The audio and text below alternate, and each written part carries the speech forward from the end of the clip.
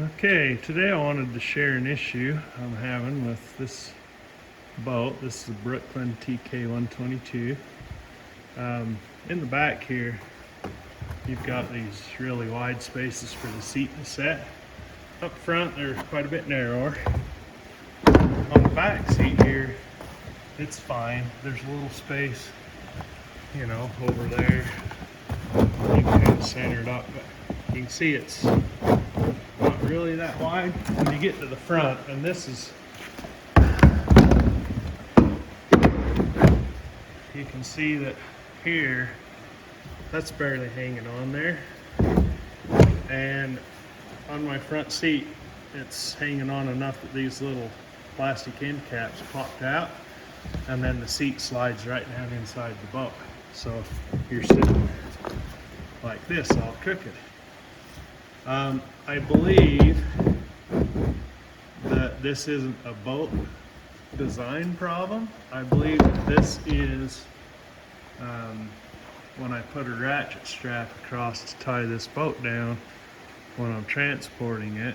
If I tighten that too tight, I think maybe I flexed the outside of this boat out a little and made that a little bit of a discrepancy in the width of the boat, enough that the seat falls right down in. Now, what I've done to remedy this is extended the width of this seat, and I'll show you a couple other videos on what I did, but that made this so instead of slipping down in, we're pretty much side to side, and it's not going to be exactly center because I only did it on the right side there, but I don't think that that's enough that you would notice that you're not sitting in the middle of the boat. Anyway, that's the issue that I've noticed and how I've corrected it. Hopefully, if you ratchet strap your boat down to your trailer, maybe not do it too tight. You want it tight enough not to fly away, but not tight enough to flex the boat and crush it in. That's the only thing I can think of that might be a reason that would happen. Anyway, other than that, I haven't had any issues with this boat. Still really liking it. It's been fun. It's fun, or works well single, solo, or go on tandem. So it's a great boat, good quality build. It's not a $188 lifetime kayak from Walmart. So anyway, thanks for watching. Have a good day. So I have taken these 1/2-inch bolts that I just happen to have in the shed, and I'm threading them down inside there. That one I cut a lot of the thread off, so it only goes in maybe an inch. I'm going to take this one back out and do the same thing, cut those threads off so it's smooth bolt, and then I'll cut them off to length.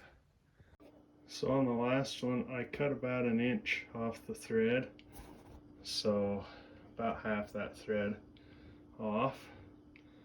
So there's that much threaded in, and then I'll cut it off about an inch or so, the whole bolt. It also helped for me to get that bolt started, because it was just a little, the threads are just a little wider than the opening there. Is take this Dremel, I just sanded around the thread real quick like that, just to help make it fit in a little bit better.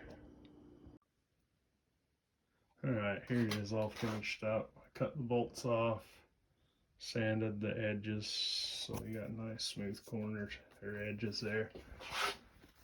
I made this 21 3/4 inches wide. I only did it on one side, so you'll be sitting in the boat a little off center, but not so much that you would notice, I hope. So we'll go put that back in and see how it works. One other thing I'm doing today is going around just all these screws, just tighten them all a little bit. It seems like everything's a little loose. I do have one missing here by the trolling motor. This kind of looks a little bit been out of shape there. I don't know if that's also from tying down or if it's torque from the motor, but I need to get another bolt put in there and a screw put in there. Just go around, tighten all these, and they're all, every one just a hair loose after a season. So just tightening everything down a little bit.